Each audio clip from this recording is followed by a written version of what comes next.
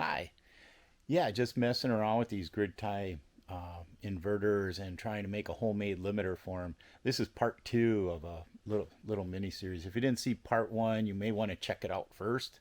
So that way you can kind of see that the problem isn't just with this CT, it's also with the previous CT that I was trying experiment with in part one. So check them out. So now what I'm going to do is I'm going to break this all down and I'm going to rewire it so it comes off of that other CT with the on-off relay in it rather than the variable voltage one.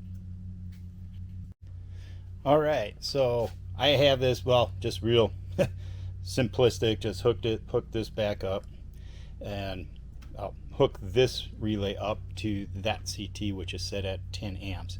Now what I'm going to do is I'm going to show you what I mean by short cycling, because I'm going to put a load on it that's just a little over 10 amps. So this is going to kick on and I'm going to show you what happens when that starts powering up. So we have here, we're at 0. Our CT is opened right now. The relay on the CT is open. So let's go put a load on it. Let's use this one here. I actually have both these plugged into the same phase right now. So turn this one on.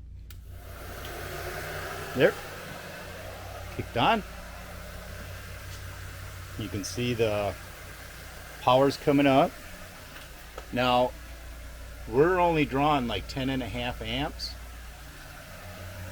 So this already kicked on and off. See, it powered down, but it's still on. See, as soon as it gets it at 0.5 amp, you'll see this flicker. This is what I mean by short cycling, because it's starting to feed that up, so you need less power from the grid, so it's no longer seeing that amp. So let's turn this other heater on.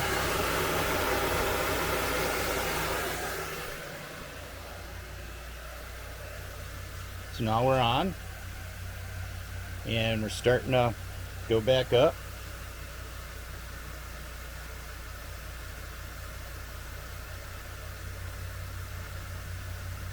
So we're almost, I turned off one of the arrays, because it was just too much for here. So you can see we're up to almost 5 amps of solar. And we're right at 11.6. So we're staying just above that 10 amp. So that is staying closed. So let's see if I can get it closer. Oh, we must be having a cloud passing over. So let's turn this on. This is the fan. Yeah, see that it actually dipped out for a second. Yep. See, clicked out. And this is what will happen if you set it too close to your load on there. So you want to make sure that you have enough power to enough power draw on whatever load you're running. So turn that noisy thing off. So yeah, now it'll stay off. So what I'm going to do is I'm going to try and set that relay to 5 amps, and I'm going to see if it becomes unreliable like the other CT I was using. So let me go set that up. Okay, we have some major clouds going overhead, so I turned the other array back on now. So you can see we're sitting here at 0. I set this up to come on right around 5. It's between 4.5 and 5 amps. So let's see what happens.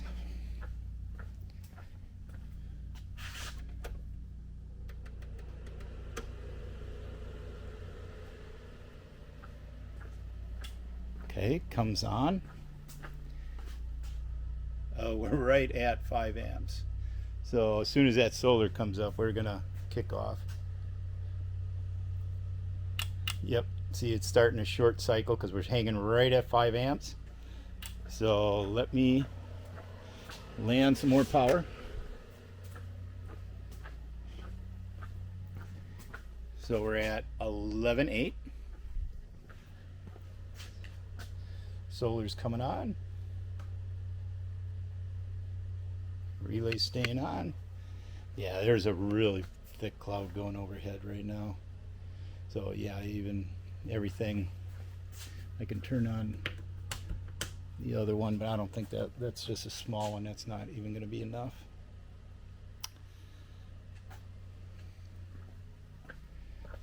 But it brought it down to 8 amps, and we're supplying about 3 amps power. So let me try and bring this down a little bit.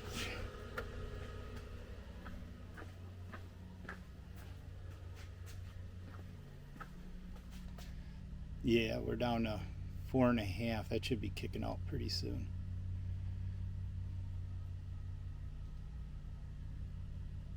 It's just hanging in there.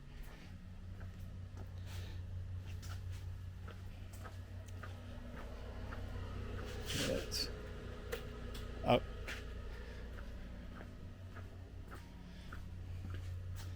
It did kick off for a second. Oh, we're right at 5. So yeah, it's starting a short cycle again.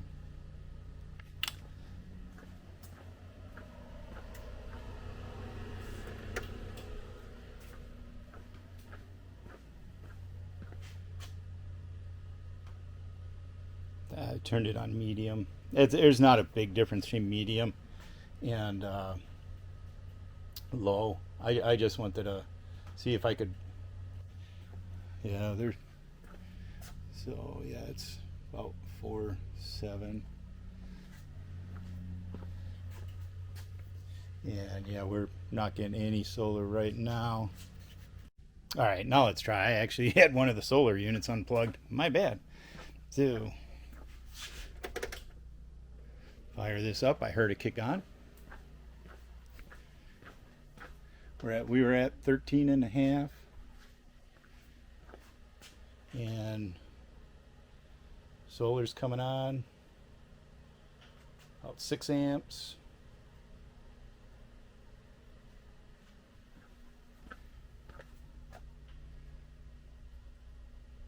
They're down to 6.9.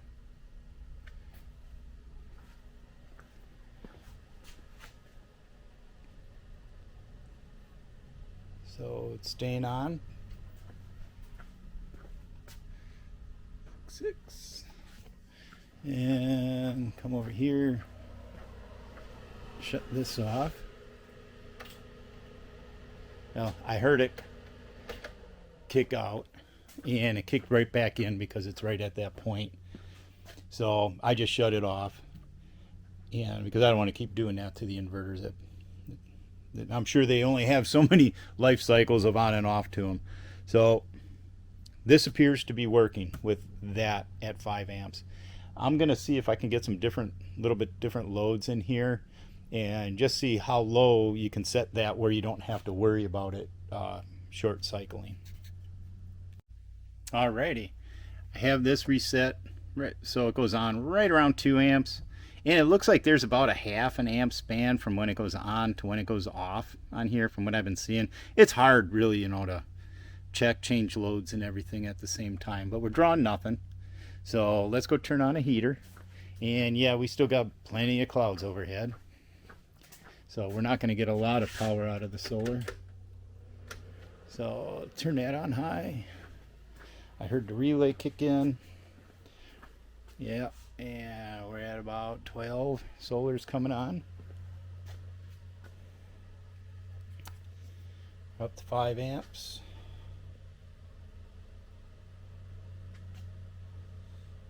So yeah, and that's pretty much everything. I'm throwing everything I have. Like I say, we got some clouds. So we're shy of 5 amps. So we're at about 8 over here.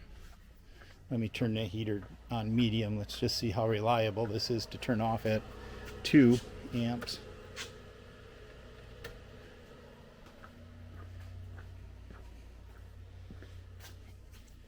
So we're still at about almost 5 amps coming out of there. And about 5 out of here. So yeah, I can't do nothing with the clouds. We'll hang on a second.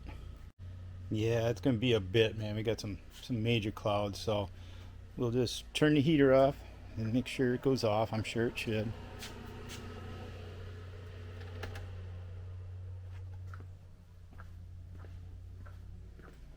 Oh, it did not.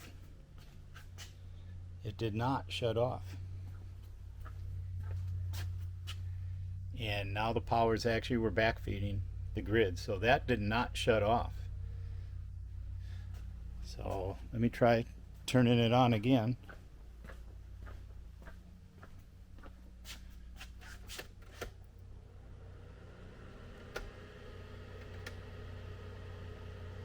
It's on.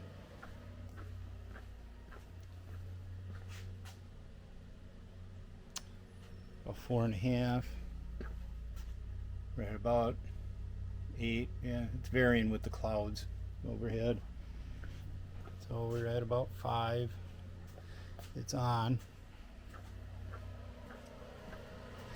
So let's shut this off. Nope, it is staying on.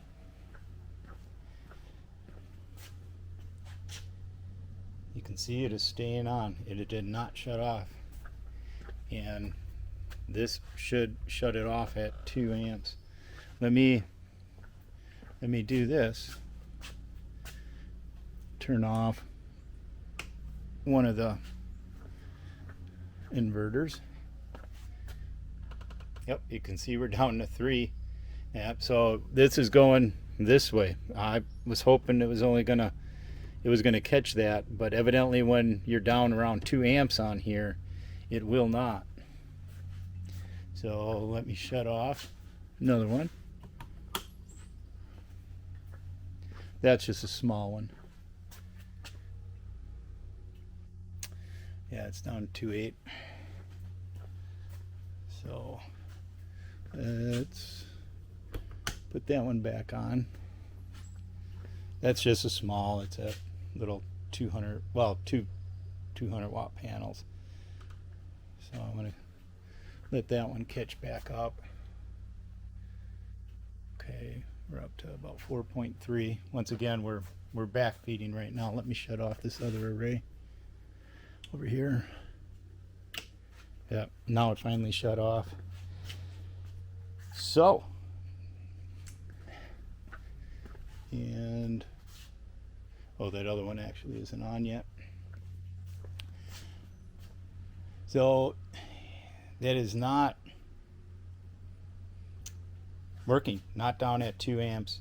So I guess I'll have to play around with it and hopefully find a happy median as far as where I know I can trust it and it's not going to short cycle. Now most of the stuff I'm going to put it on like a heat pump and stuff like that.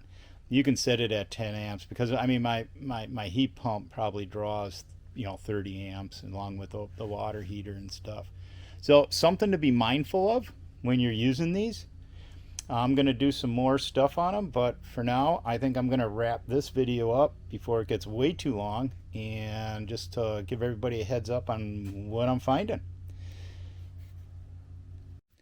Yeah, so that's what I have so far on these limiters. They both suffer from the same problem. As soon as the amp draw gets below 5 amps, and yeah, they kind of start losing track of whether it's coming or going. I don't know if there's a solution for that, so I'm still going to investigate some more. But for now, I'm going to go with the simple on off. I'm going to set them at about 7 amps, 6-7 amps. So they seem to repeat themselves pretty good. I'm going to install them in my main panel. a couple of them. I'm going to put one on my water heater and one on my heat pump unit. So I'm going to start there with just them two. I'm going to set up some relays up over here and get them all wired in. So I'm going to kind of wrap this one up for a little bit here and get all that done, and I'll let you know how that goes. If you didn't see part one with where I was trying the other CT, check that out too. A little bit different than this one here. They both seem to be suffering from the same problem, but I'm gonna keep troubleshooting, keep exploring different options, and find out what to do.